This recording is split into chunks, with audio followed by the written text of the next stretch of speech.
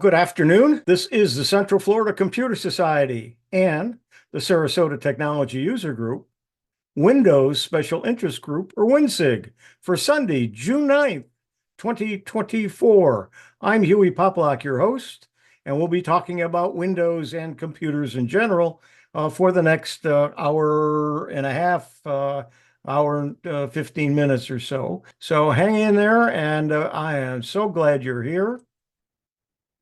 And we have a good crowd starting out. And of course, we always gather more as we go along. Uh, as usual, we're going to be going to the website, huey.net, and going to the WinSIG folder and looking at all of the links I've added. And we'll look at each one and try to get through as many as we can. I did want to start out by saying thank you, thank you, thank you for all of those who have participated in my coffee fund. We're nearly there as far as paying for the computer, but I have now upped the goal so I can get a few wires and uh, conversion pieces of equipment and subscribe to a couple of things that I would like to do.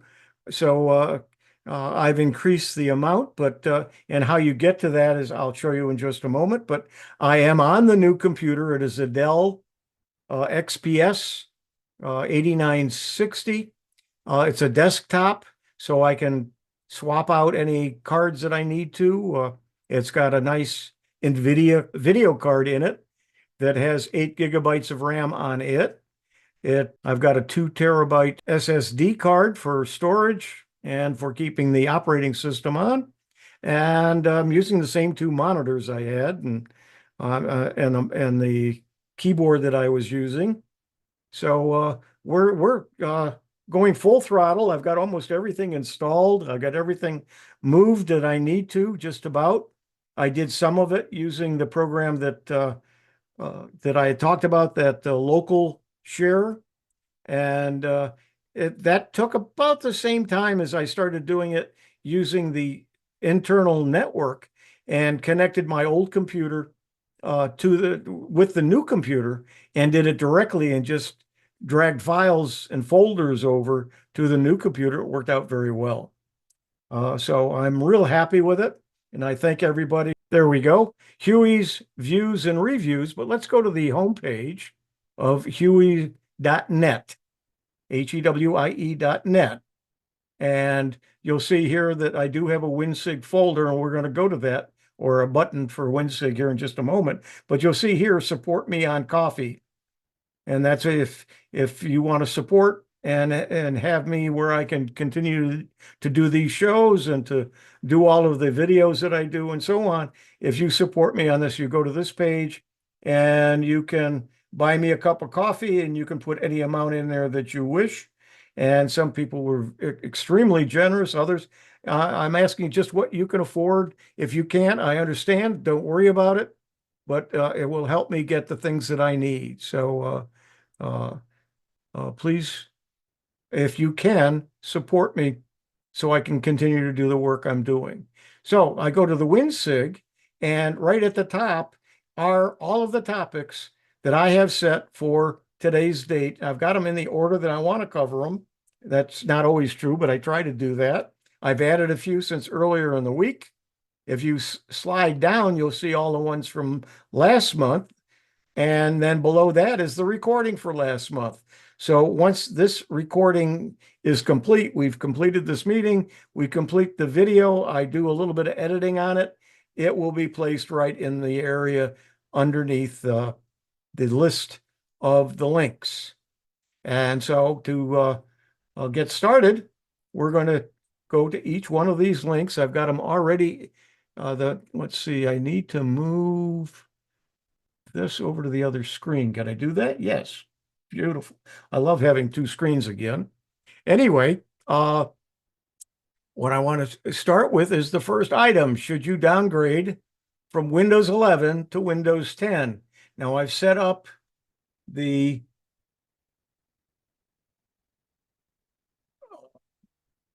reading mode in Google. I'm using Google Chrome for my browser. I prefer it over Edge, but I do have Edge available. I was using Brave on the other machine, and I was having some trouble with one of the programs I use to save information through it. It wasn't working properly. It might have been all right, but I'm also finding that a lot of the websites I'm going to don't like me blocking, and so I can control it a little bit better with the Chrome browser. So let's take a look at this article. And there it is. Let's move it over here a little bit more. So the actual article is here, and I've got it already enlarged. So should you downgrade from Windows 11 to Windows 10?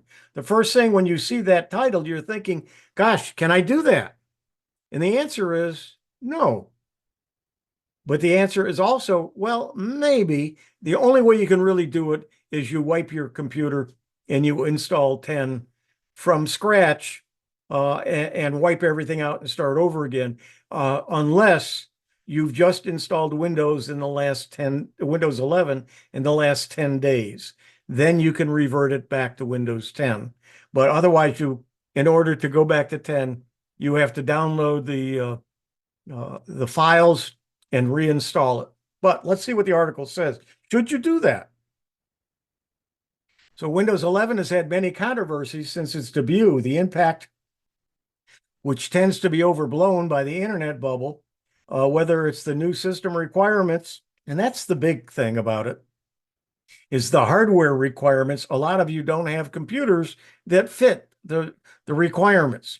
If you do, a lot of you have already done the upgrade to Windows 11. But if you don't, then you're going to need a new computer to do it. And as of, I think it's September or October of next year, 2025, which is not that far away. It's a year away, just a year and a couple of months. You're not going to get any of the updates unless you pay some money, and that money is going to increase as you continue to use Windows 10. So, but why you might want to go back to Windows 10, Windows 11 isn't perfect. Of course, we're not going to pretend Windows 11 is perfect, and there's no reason to prefer Windows 10. That operating system did have some benefits. One of the most notable is the Start menu and taskbar. On Windows 10, you can place a taskbar on any side of the screen you want, and you can resize it too, both features Windows 11 has removed. And when you open the Start menu, Windows 10 gives you a quicker access to your apps list, when Windows 11 requires an extra click. So there are some reasons that you might want to stay with Windows 10, and you know it, and it works okay for you.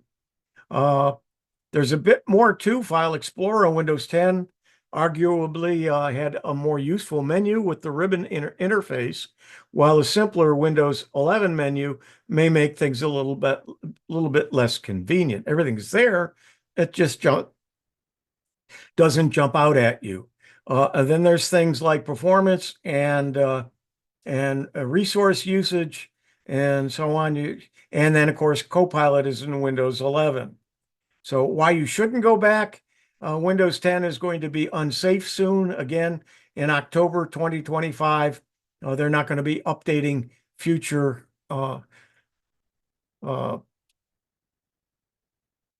rules and things to keep you safe from malware and viruses. Windows 10 will reach the end of life next year, and then after that, you're on your own. It'll still work, but you're not going to feel as safe, and you're not going to be as safe.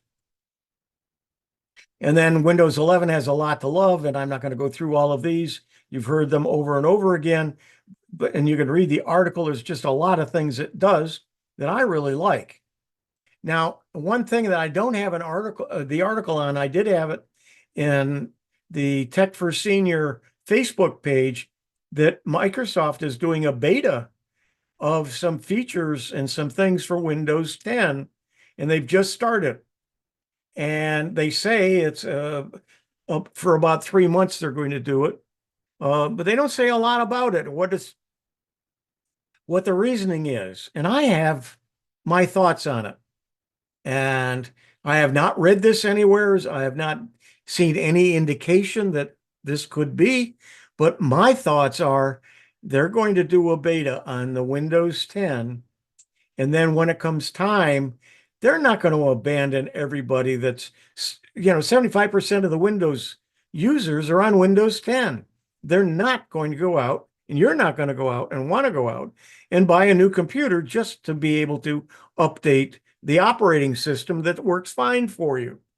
So I have a feeling with this beta, what they may be doing is adding some things and making them work uh, that will work on Windows 10 and then come out. It's not going to be a Windows 10 update. It's going to be a second version of Windows, and they may call it, if you remember, they had a Windows Millennium and a Windows Vista. They may give it a name instead of calling it 10 plus or 10 point something. They may give it a name. That's my opinion. That's my view of it. But I think that might be what they're going to be doing. Let's hope so. So those of you who have older computers aren't forced to go out and buy new computers, especially right now because they're starting to come out with a new type of computer called the Copilot Plus PC. And, it's version 1 that's coming out. You don't want to jump on that bandwagon unless you have to right away. So maybe a year or two down the road, that might be what you want to do. But for those people who don't want to buy a new computer or can't buy a new computer, I think they might do something to placate and make it easier for those of you who want to stay on Windows 10 to be able to use it. Again, that's my opinion. And on that, let's see what y'all have to say about it. Any comments or anybody agree with me? Anybody disagree with me? My viewpoint on Windows 10 is that um, the most thing that's going to cease next year is updates to Windows Defender. And the operating system itself is pretty much done. So my opinion, and this is just my opinion, I think people could get another 2, 3, 4 years out of their computers so long as they install even just a free third-party antivirus, anti-malware program that replaces the Windows Defender that will no longer get updated. Okay. Stephen, your thoughts. Yeah, so Microsoft is going to abandon Windows 10, more or less. However, that doesn't necessarily mean, I hope, that third-party like antivirus vendors will abandon it. So they should still work, right? You may not. Absolutely. Okay, so you just won't get the Microsoft protection, but you still will get the third-party vendor from whatever antivirus you're using, as long as they continue to state that they will state which operating systems they support. Yeah, and some of the programs will be updated for antivirus and anti-malware abilities as well, but not all of them. So you aren't totally covered. But yeah, with an antivirus program and keeping up to date on various programs, yeah, you may be okay. Go ahead, Ron. Your hand is up. Yeah, I agree 100% with you. I think that because of the low uptake on Windows 11 and the vast number of people using Windows 10, I just don't see that is all transforming into Windows 11 by October 25th. And I think I think you're exactly right. There will be another path for those people to stay maybe on Windows 10 or whatever they're going to call it, but the path will be the same and they'll keep working at it and it'll all sort of somehow work out. And I don't know exactly how that will be, but I think there will be a path because to try and update all those people to Windows 11, they haven't wanted to do it now, so I don't see them doing it between now and October 25th. Thank you. Any other comments? Drew? Your hand went up and went down. Think they'll get the it. only the only There you go, other Drew. the only other big thing with that date and Microsoft, and this is a decision that they can make as a company, if you subscribe to Office 365, for example, in October, they may come up with a policy that says, this is our new flagship Office suite. We're not going to allow you to run it on your old end of life 2010 computer. And I'm wondering if they're going to force people that subscribe to Office to also get a new computer. But the one thing about that is Office is available for everybody on the cloud. So I would doubt that they would do that, but yeah, you could be right. But Drew, that's Uh, a massive number of 70% of the world's population still uses Windows 10. I mean, that's a lot of people that are going to have to migrate over. I think that they'd probably the corporate environment would probably I don't know, switch instead out of Office into something else if that was the case. I think you'll see a lot of resistance. I don't think they're going to do that. Steve Parker, your hand's up. Yeah, what names do you think they'll give it? Oh, something you won't expect. As long as it's not NT, yeah. I have no clue and no ideas because I'm sure it'll be something that they'll make up. Mike, your hand's up. NT is certainly a misnomer. That would be interesting to go They back. knew about an obsolete one. NT for newer tech. Yes. Earlier, I spoke to Huey before the conference started, and I was watching YouTube videos this morning. One of the channels is Bry Tech. He has a lot of information on Windows, and today's video was on retaining Windows 10 after October 14th. And he talked about that Microsoft is going to have a subscription plan. They've already announced for education that it's going to be $1 per seat running Windows 10. And they will have commercial per license. And they announced that, but my blender was going and I missed the dollar amount.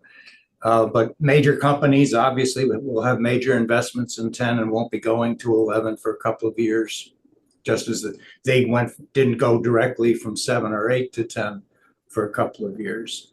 And then for individuals, they said that Microsoft has announced that there will be a plan for the first year, but they haven't put a dollar amount against it yet.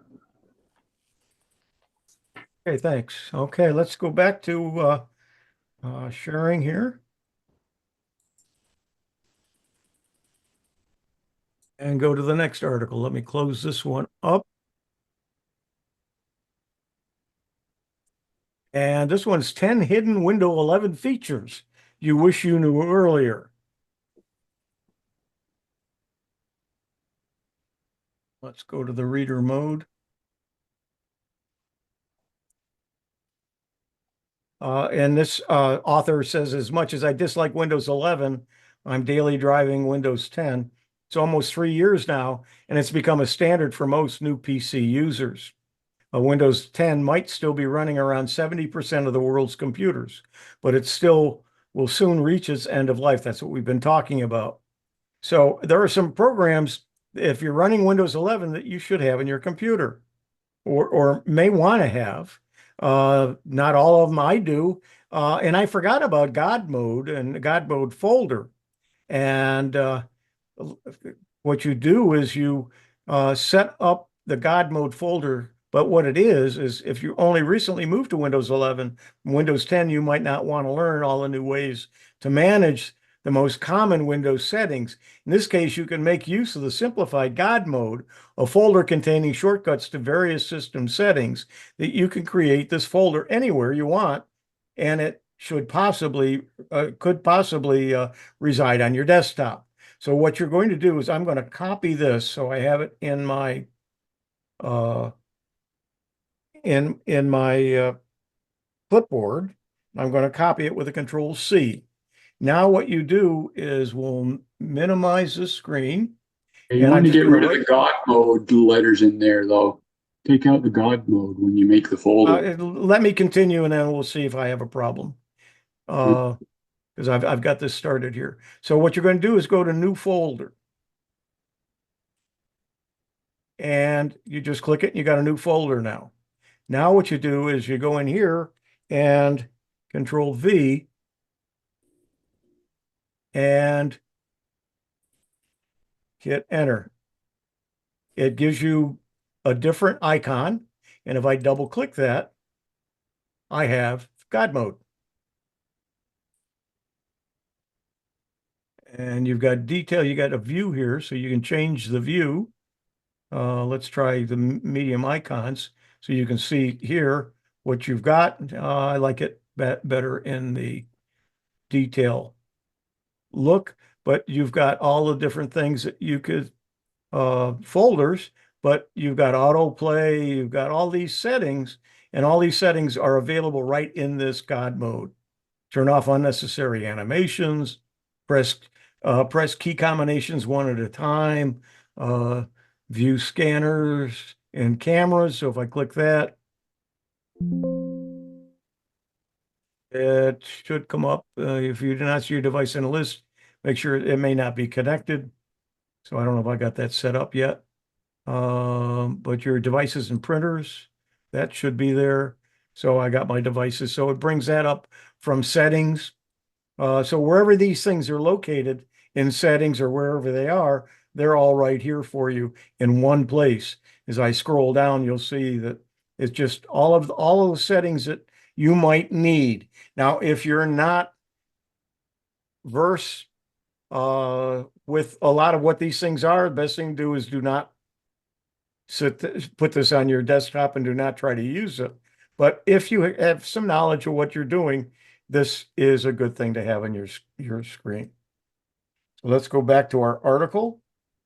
And that's here. So that's a God mode. Scrolling inactive windows. This is a game changer. I never knew this feature existed till I switched to my Windows 11 device to begin writing this piece. It might seem like a small thing, but being able to scroll through another window in the background while the focus is on a separate window can be a huge boon. And this is not something I have used, but to enable this feature, open the Settings app by pressing Windows I. What happened to it here? Windows I, and navigate to Bluetooth and devices and then to mouse, and ensure that the scroll in active windows when hovering over to learn is turned on. I'm not going to do it, but let's go to do the Windows I, and it's there. And then we're going to go to, I believe it's Bluetooth and devices and mouse, and then roll the mouse wheels to scroll. Is that what we're going to do here? Navigate to, and when hovering over them, it's turned on. Scroll inactive windows when hovering over them. So let's go back to that. See, tab. Scroll over.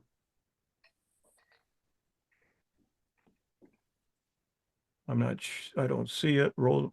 Yeah, It it's right should there. be. You got it turned on. Yep. I've got it turned on. So that's how you turn it on or turn it off from there. Some keyboard shortcuts for Windows management. I try to remember. Some of them I don't, but you can maximize the active window so it takes up the entire screen by hitting the Windows key in your up arrow. The down arrow sets it to a smaller size if it's maximized, and then the left arrow snaps it to the left. And so let's. I'm going to hit the Windows key and left arrow, and you put it to the left. If I do it to the right. Whoops, I'm not on it. Do it to the right. It does it there, and then do it to the right. And then you can just move this back, puts it in the center, and then we'll screen it. So those are some to play with. The next shortcut is one Windows key and a number key will launch the pinned apps in your taskbar up to 10.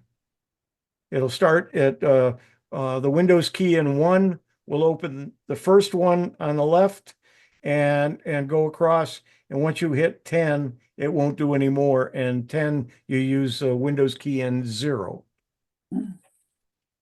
Shake to minimize. I tried to do this earlier and it wasn't working right. And I'm not going to try to do it now. But what you do is if you're in a full screen mode, or if, let's see, shake the feature to grab a window and shake it. So I guess you have to have several windows open. And if you want to close everything but the one that's is open, you move your mouse to the title bar and shake it. In other words, grab it and move your mouse back and forth while it's clicked, and it should minimize all of the other items. Clipboard history. I used to use a program called Clipmate, and I loved it. I used it for years, and it still works, kind of. And I was having some issues with it, and so I decided not to use it anymore. And so I tried a different one called Clip, and I just didn't like the way it worked.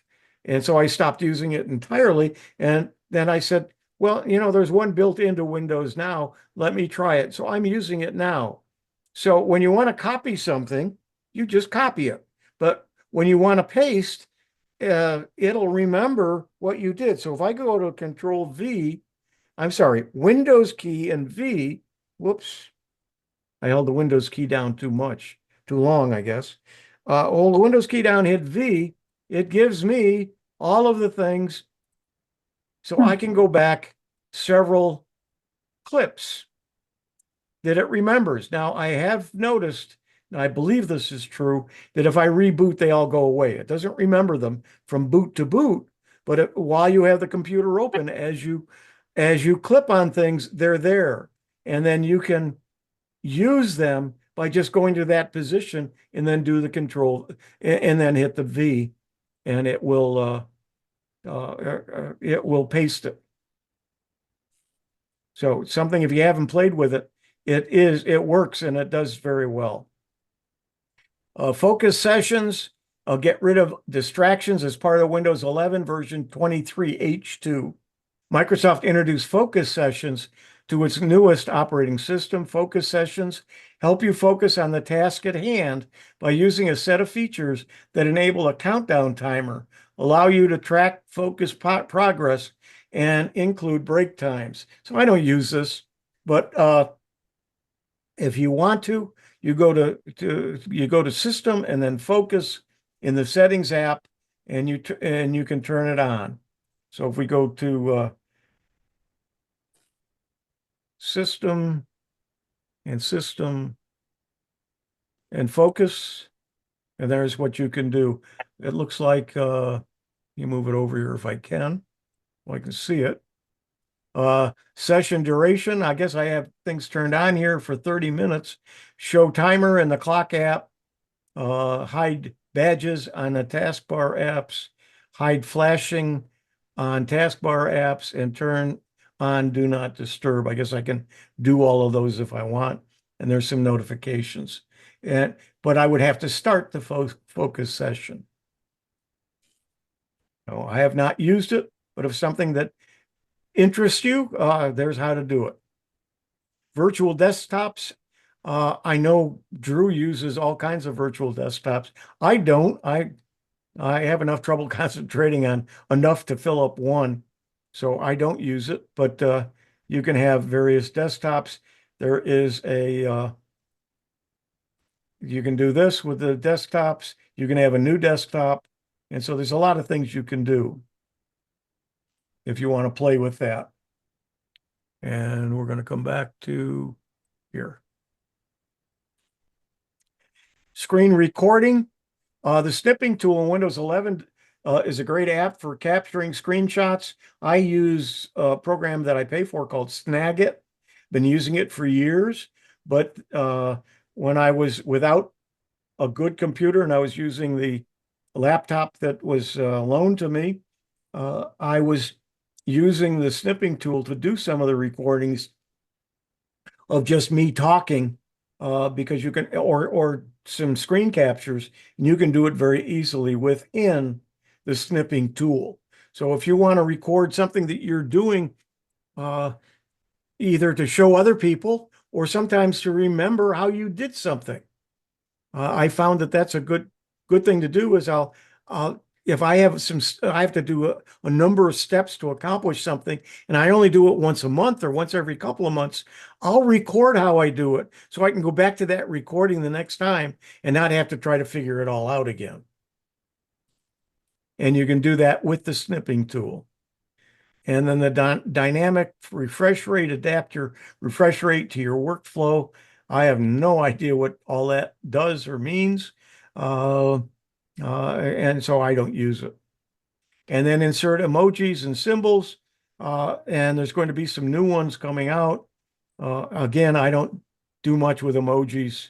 So I don't really use that. Can't really show you much about it. So let's go ahead and close that. Go to the next article with Windows 11 24H2, which is coming. And it may be coming this month or next month. No one seems to know. But Microsoft has been annoying Windows users for quite a while now. And understandably so, Windows 11 is packed full of bloat, advertisements, and annoying quirks that people would rather not deal with. So as we go down here, dread it, run from it. AI still arrives, and Windows will have AI whether you like it or not. And the best case scenario, let's see, what's it saying? The sad truth is AI will still play a part in Windows whether you like it or not.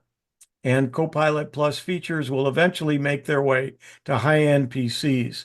When that day comes, this writer says he also fully expects the Windows modding community will find a way to disable all of it quickly and then turn it right into a cat and mouse game with Microsoft.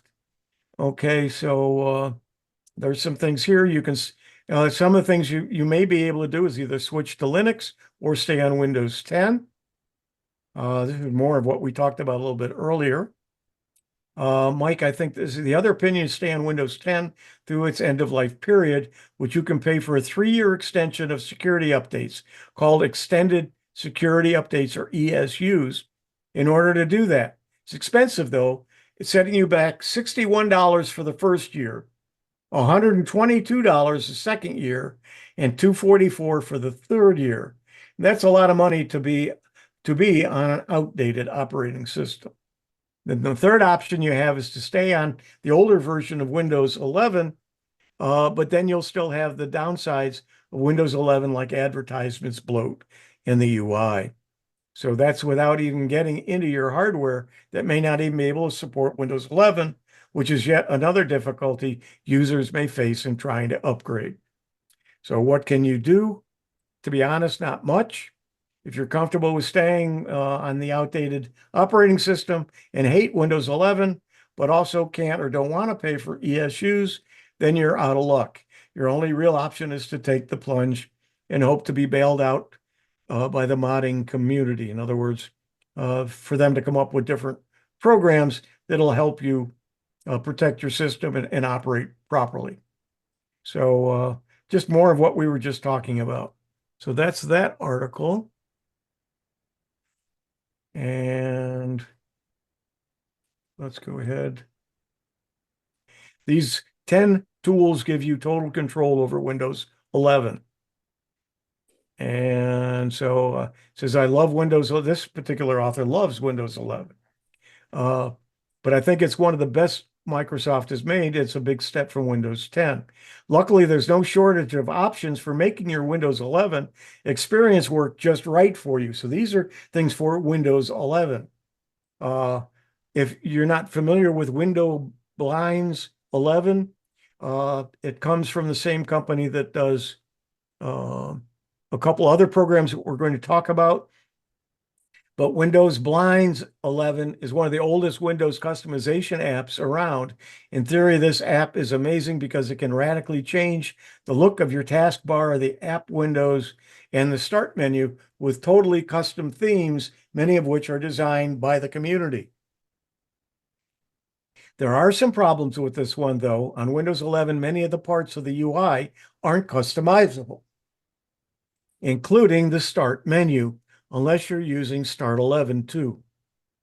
So they not only Windows blind 11, but they have a Start 11. That means whatever theme you choose will end up looking pretty inconsistent, and it can even cause issues. StarDock is the company. So you got Windows blinds and you got Start 11. Then there's a program called Files. While a truly beautiful file explorer, while Microsoft have been modernizing the file explorer, it still feels like a wrapper around a classic UI. So there's a program that you can get that does files, and you can see it files $8 the Microsoft Store. It's free. And then 8, it's OFGB. And that stands for oh frick, go back. It's a very simple and straightforward app that disables the ads throughout Windows.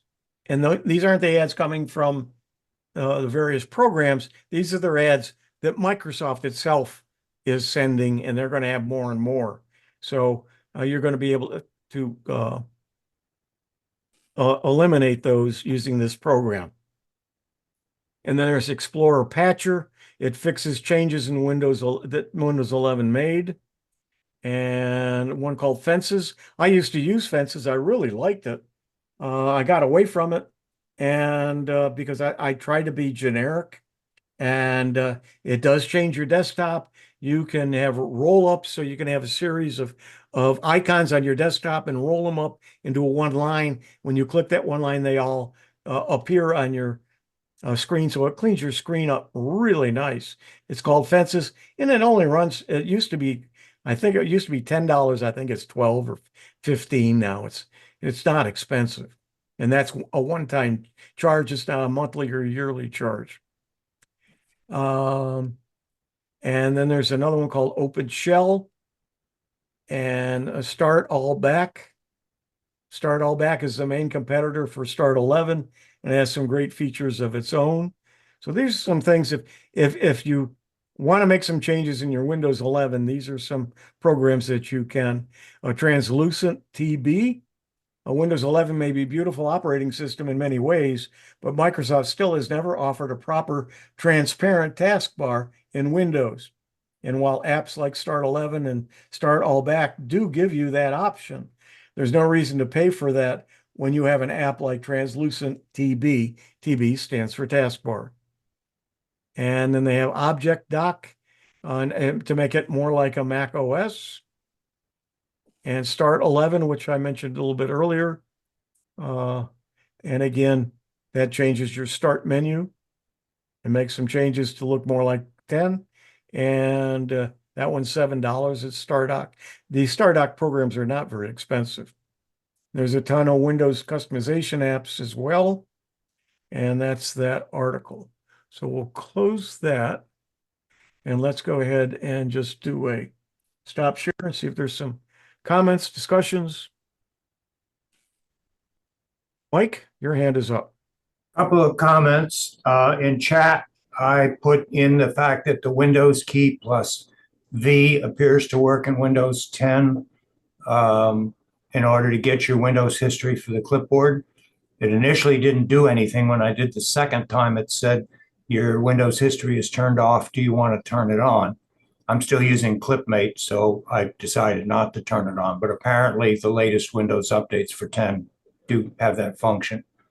And to use emojis, I put a couple examples in the chat. It's Windows key and the period key simultaneously. And the nice thing about that is many social media apps do have emojis as part of the keyboard or as part of the chat window. But if you get into an application where you can write something and there's no emoji button, that Windows key plus period will work anywhere. Thanks, Mike. Steve, your hand's up. Yeah, I know the Windows V, the history didn't work for a long time. I think it probably worked in Windows 7 as well. The other one I've been using a long time is the Open Shell. That one allows you to do a lot of modifications that make things a lot easier.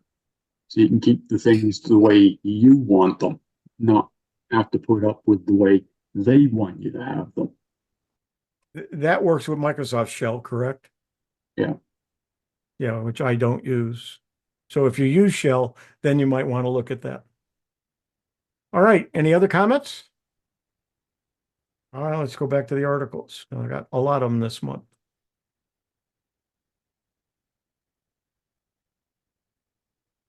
And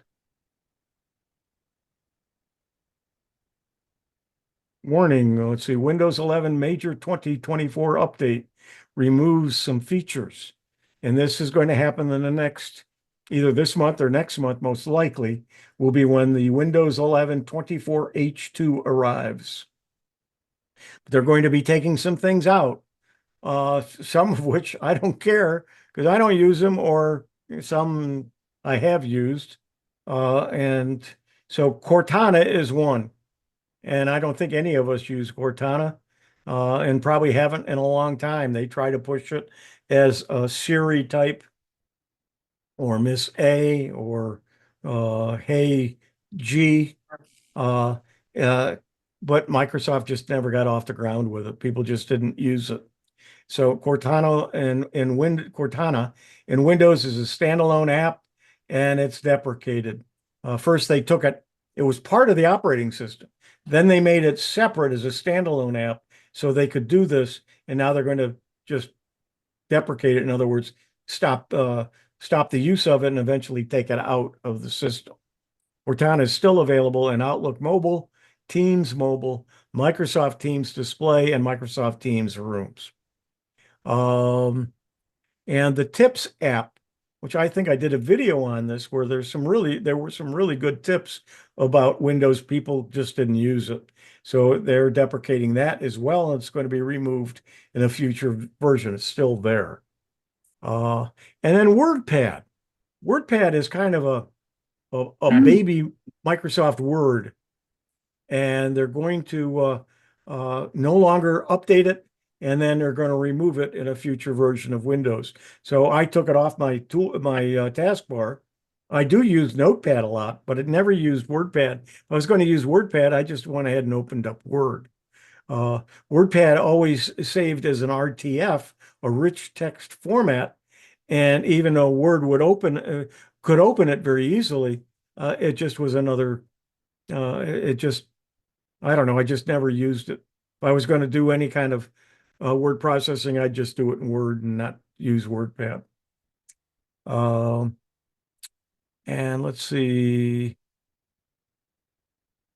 if there's anything else. I think that was pretty much it for that article. And the last fairly big update I had was Windows version 23H2, but May 29th and May 14th, May 29th, I had some builds. And what builds are, what the KB stands for is knowledge base. And they all have numbers. And every time you do an update, if you go to the Windows update and it says it installed it, it will say learn more. When you click on the learn more, you will get the knowledge base article that explains what it does and what problems you might have and so on. So this was the May 29th, 2024, which was two builds actually. And it was the update was available on the 29th. And this article tells you what's new. The update adds features. It stops you from accidentally closing Windows Share window. You can now use your mouse to drag files between breadcrumbs in the File Explorer address bar. A breadcrumb shows the path to your current file location in the address bar. For example, there are breadcrumbs in the path, this PC, then the arrow, and then Windows C, and then an arrow, then program. So these are all breadcrumbs. And so if you want to drag something from one to the other, you can do that. New update adds a page to settings and accounts called linked devices. On it, you can manage your PCs and Xbox consoles. This page only shows on Home and Pro editions when you sign into Windows using your Microsoft account. Another one is a rollout of the new account manager on the start menu. You can now create quick responses or QR codes for a web page, URL, and cloud files.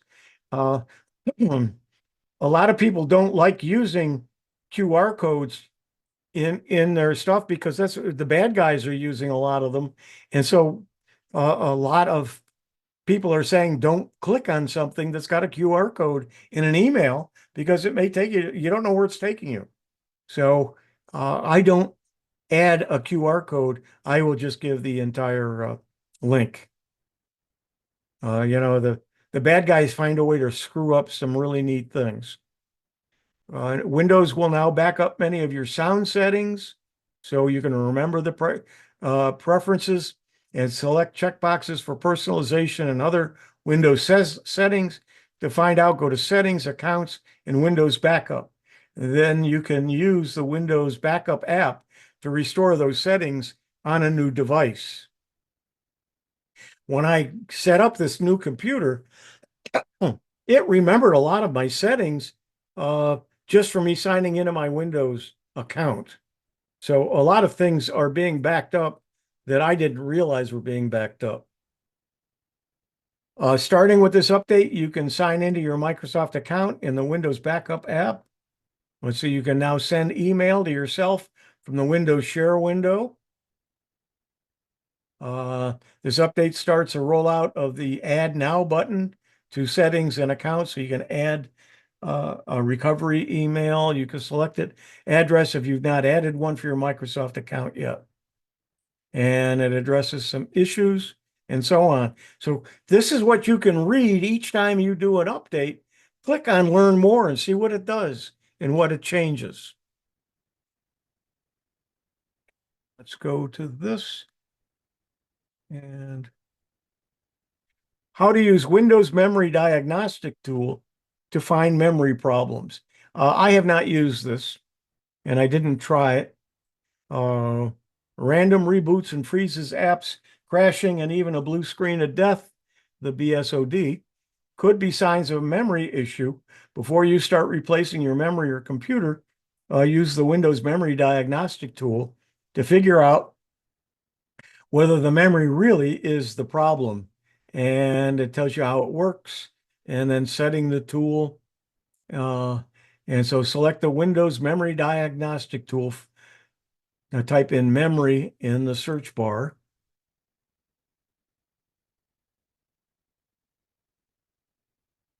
And so you see right here is a Windows Memory Diagnostic, and you click that and go ahead and run it.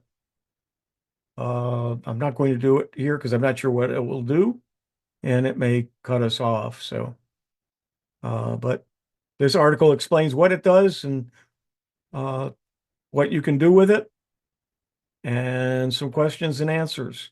So if it's something that you want to try, here's a good article about it. Windows 11 shows start menu ads, okay? And this is an article on how you can turn them off. Now, I haven't seen them yet, but apparently it does. It started displaying ads in the start menu. I'm going to hit my start menu, and I don't see any ads, but the ads appear somewhere down here in the bottom. Let's see what more does here. No, this is just some of the things that I've done. It's not, they aren't ads. So I don't have it yet, but if you do, this article will tell you how to disable the ads in the start menu. And it doesn't look like it's too difficult to do. Unfortunately, this isn't the only annoying feature being introduced in Windows 11. Ads have become pervasive throughout the operating system, so many users prefer to debloat Windows 11 after installing it to disable as many ads and unnecessary and annoying features as possible. Many opt to bring back as much of Windows 10's visual appearance as possible. So again, another good article to read and to keep in your arsenal. This one's going to be on Windows Edge, so let's come back to this. Let's go ahead and break out and see if we got some discussion. Any comments, questions? Additional information on what we've talked about, or what I've talked about? Steve? Yeah, I don't know if you remember, but when Windows came out, Can you speak the up just a little bit? We can barely hear you. any better? I don't know. Go ahead and talk and we'll see. I did it. There was a lot of stuff that came out with bloatware and whatnot, and then they came out with that crap cleaner to get rid of or what they called C cleaner, but that's what C stood for. And it got rid of a lot of the bloatware with Windows. Well, now apparently Windows has their version of C cleaner as well, which I thought was rather amusing because the reason C cleaner came out to begin with was to get rid of all the bloatware that Microsoft put in. So now they've got another program similar to it to get rid of their own bloatware. One thing, when I bought my computer from Dell, I did not have an option of saying I did not want McAfee antivirus, and I had to pay for it. I had to pay $50 for it, and there was no way to say no, I didn't want it. So they've got to deal with McAfee that they put it on, but of course it's not installed, it's not set up. So as soon as I got it, I took it off the machine, so I didn't have to uninstall anything. I basically just had to remove it. But I'm using the Windows Defender as my antivirus. I'm not using any third party at this point, and I'm quite confident that it's as good as using anything else. Tom, you have your hand up. Yeah, hi, thanks. I'm wondering if Microsoft is getting any pushback to some of these changes. I have computers on both Windows 10 and 11, and Windows 11 is actually less efficient. It forces me to do more mouse clicks to take certain actions, like especially right mouse clicks. You could rename a file or do certain other things. So now you got to do 2 mouse clicks to reach that. And I use WordPad a lot. It's a fast, less bloated than Word. And actually, I don't have a subscription to Microsoft Word. I use OpenOffice, and I'm wondering if third-party software companies were going to come up with something to replace WordPad. There was another version WordPad from a company called Cetus years ago. I think that was back in the Windows XP days. And I don't know if that program is compatible with Windows 10 or Windows 11, but I'm just wondering if people are giving Microsoft a lot of grief about this, saying that you're making our computer experiences less efficient and less desirable. Well, they're trying to, I hate to use the term, but dumb it down. And so they give you when you right mouse click, you get a smaller menu, and then there's more, and then you have to open up a second menu to get all the items that you used to get with one click on the right mouse click on your mouse. And I'm sure that's kind of what you're talking about. You got to do 2 steps in order to get some of the things that used to be one. Yeah. Yep. There is a tweak that you could do to the registry that makes it look like one menu again. But you have to go into the registry to do it. It's not a setting, correct? There are 2 choices. One is the registry, and there's also a third-party little utility that is a graphical user interface, and you just click a button and it does it for you. Yeah, but Windows has not built in a on-off switch. It's a third-party in the settings. Yeah. All right. Any other comments? I'll look to see if anybody's got their hand up. No, I don't see anybody. All right, let's go back. How are we doing on time? We're good. By the way, we will not be joining directly the Windows or the CFCS main meeting. It is a separate link, and it only went out to those people who would be interested in joining that meeting. It's a business meeting for CFCS. So when this meeting is over, if you want to join that meeting and have the link, you will have to close out this meeting and then open up the other link. So let's go back to sharing and share again.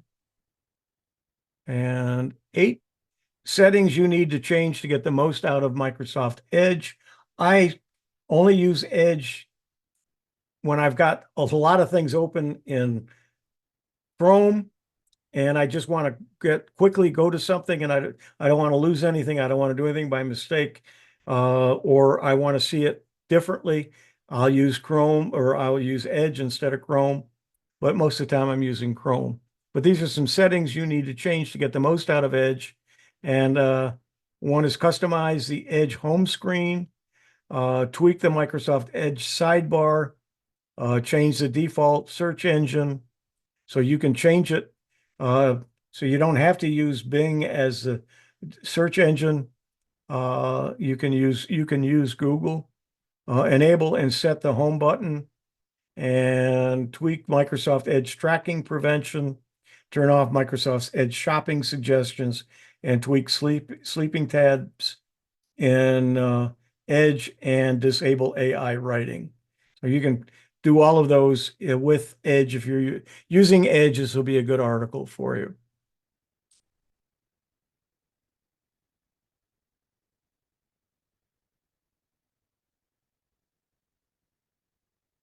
Again, this is an article from, where is it from? How to Geek. It says, yes, you can get the most of Microsoft's programs through 365 for the web, and Google Suite offers a decent alternative. But if you're looking for more storage, security, flexibility, sophistication, and tech support, it's totally worth paying the Microsoft 365 subscription. It's about $65, $69 for one user. The home and school version, I think, is around the same price. And then the family plan is $99, and you get 6 licenses that you can share with other members of family or friends. And each one gets a terabyte of storage. So you get more OneDrive storage. So if you find that you need more than the amount of storage you have in OneDrive and want a terabyte, you go ahead and get the Office, or they call it Microsoft 365. You get that and you automatically will get a terabyte of storage. And so there's so much OneDrive storage space with the personal plan. So unlimited use of the personal vault. And the personal vault is a great place for storing sensitive information, such as a scan of your passport, driver's license, or birth certificate with an extra layer of protection. Once you're set up for your vault, you can access it through fingerprint, facial recognition, or an additional passcode. And your personal vault locks after a period of inactivity. You can create templates for formatting consistency. There's some other tools. There's free online version of the 365 suite is always improving. And let's see. And it, of course, updates. You get free updates all year. And there's offline access and local saving. And there's technical support for you. And as I said, if you don't want to pay a penny, you can access Microsoft 365 for the web, which includes Word, Excel, PowerPoint, and OneNote, and OneDrive, Skype, Outlook Online, and Xbox free of charge by signing up to Microsoft with a valid email address. You also get 5 gigabytes of OneDrive storage and 15 gigabytes of mail storage. And then the Microsoft Basic is $1.99 a month or $19.99 a year. And you subscribe to Microsoft Basic, which gives you 95 gigabytes more. In other words, you get 100 gigabytes of OneDrive storage and 35 megabytes more of mail storage. So that brings it up to 50 megabytes. And then there's 365 Personal. that's a jump from the basic subscription to the personal is quite sizable, and it's $69.99 a year. You can sign in with 5 devices at the same time, getting 1 terabyte of OneDrive storage and 50 gigabytes of mail storage. You know, they mentioned megabytes on the other versions. I'm quite sure that is megabytes and not gigabytes. Have unlimited use of Personal Vault and use all the Microsoft 365 apps. And then the family plan, as I mentioned, is $99.99 a year. And you can have 6 users, yourself and 5 family members or friends. Each get an account, each with 1 terabyte of memory, and each with their own license to use the Microsoft products. So if you've got some family members and friends, and you want to divide it up 6 ways, $100 6 ways is less than $20 a piece for a year.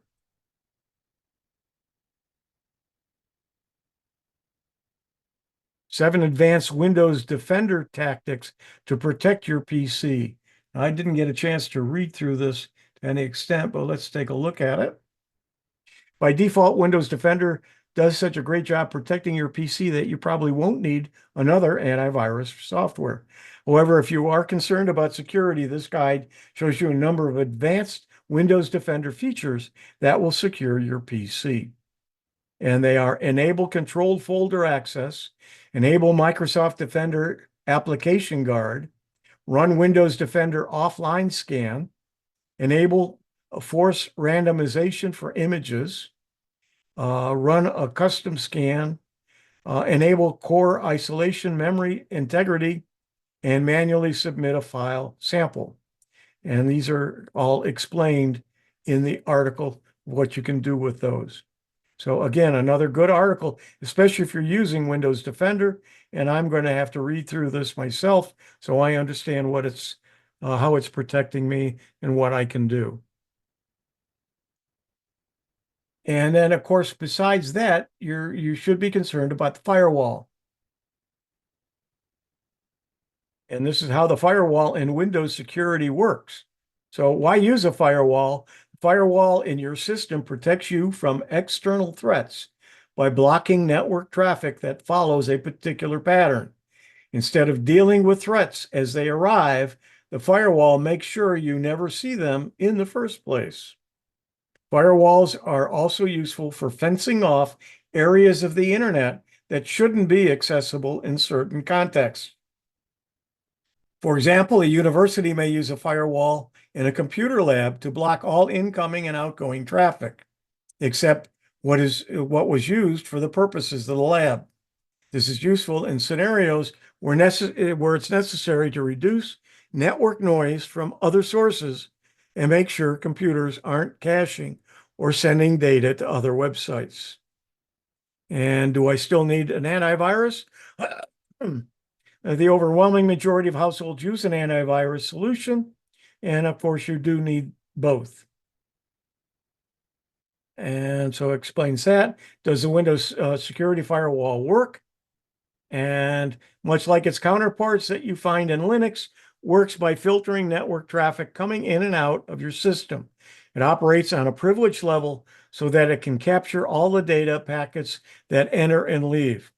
If there's a piece of software that would like to access the internet and Windows Firewall does not already recognize it in its rule set, it pauses the application and then asks you whether you'd like to give access to your network. This allows you to have more control over who gets to call home on your system.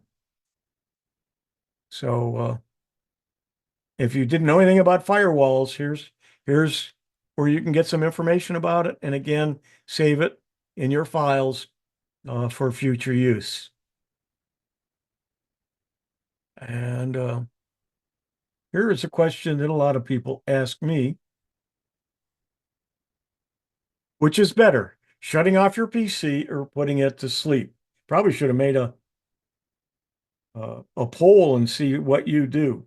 Instead of shutting down your PC, is it better to put it to sleep? The answer depends upon 3 main things. user preference, impact on PC hardware, and power consumption. If you're a laptop user, making the battery last longer is an extra factor to keep in mind. This guide weighs the benefits of sleep versus PC. So why shut down? Why leave the sleep mode on? What happens during a shutdown? What happens during sleep mode? The advantage of shutting down the PC and advantage of putting your PC to sleep. The other thing, of course, is just leaving your computer on, turning the monitors off. And that's what I did, what I was doing with my old computer. But this new computer that I have is 750 watts power supply in it. Well, I'm afraid if I leave it on all the time, I'm going to be using more power. The older one was probably a 40 watts, and this is 750. So protection from power surges, clean reboots, so on explains all about that. So let's go ahead and we'll close this and let's see if there's any discussion. Any comments? How many of you, by just raise, those of you who have the camera on, can do that, or raise your hand that shut your computer off every time you're done with it? Yeah, probably a lot of you. And then some of us leave it on, and some may let it go to sleep. All right, Steve, you're first up with your hand up. It was two Yeah. Steves. Steve Parker. Okay. The firewall, the one in Windows doesn't give you a whole lot of control over it. The one I've been using is the Avast firewall. And if you've got the free antivirus, you've also got the free firewall with it.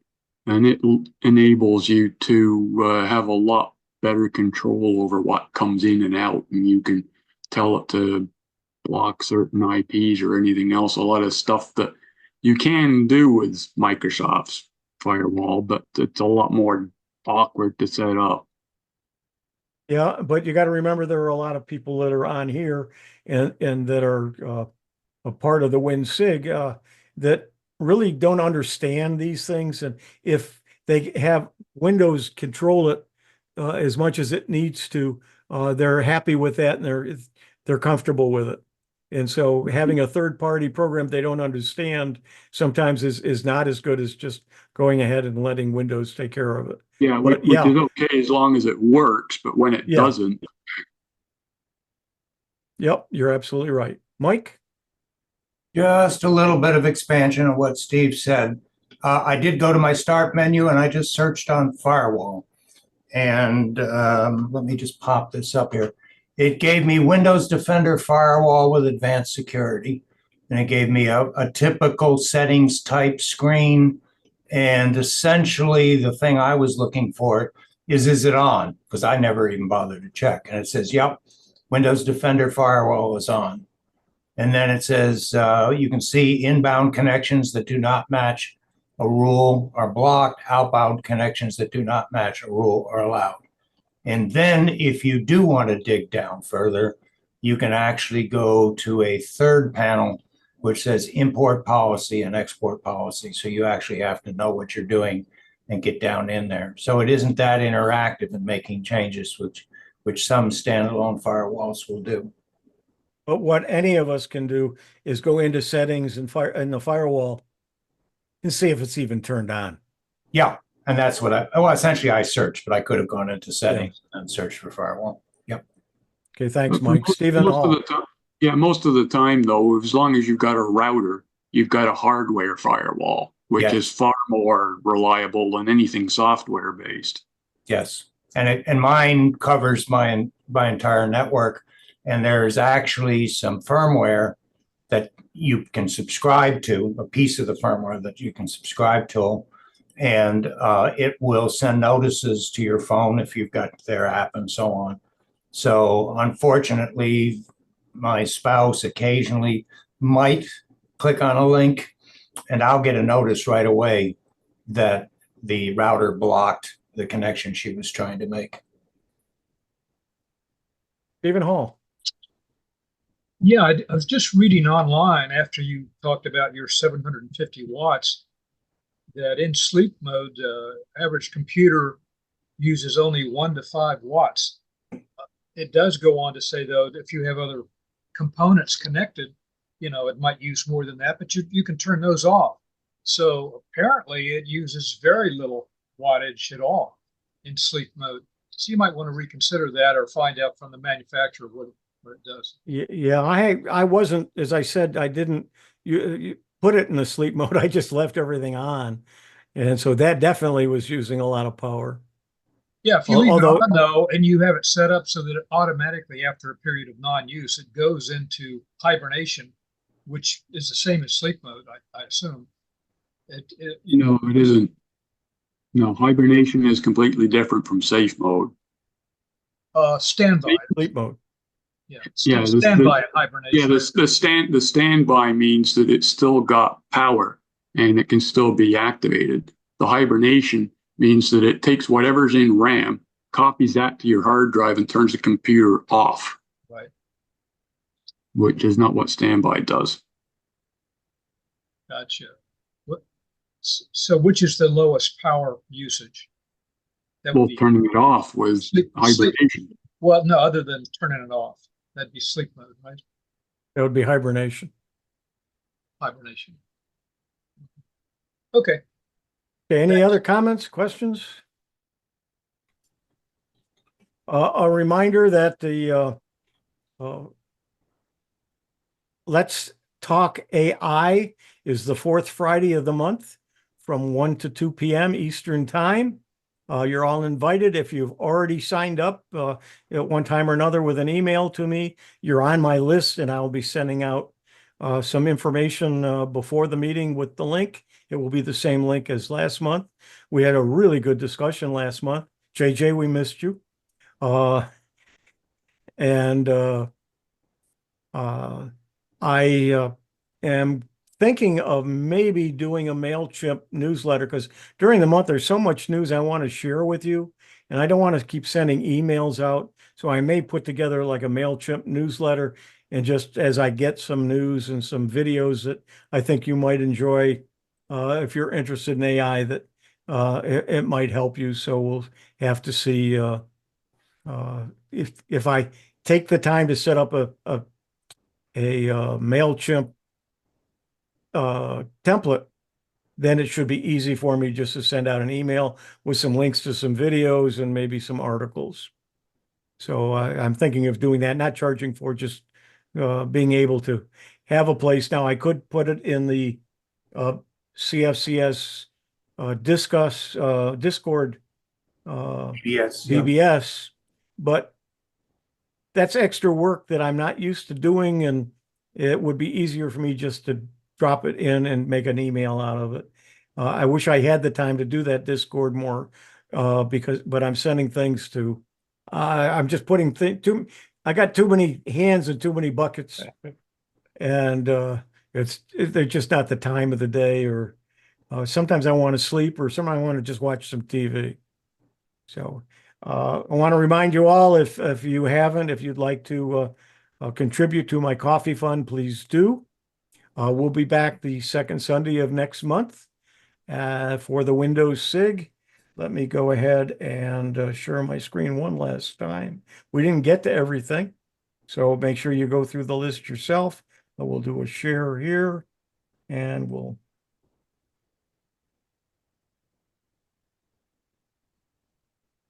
This has been the Central Florida Computer Society and the Sarasota Technology User Group WinSIG for Sunday, June 9th, 2024. I'm Huey Poplock, and I thank you for joining us. We'll see you next month, and hopefully for Tech for Senior on Monday, Tech for Senior Live on Thursday, and Let's Talk AI on the fourth Friday of the month. Thanks for joining. We'll see you later.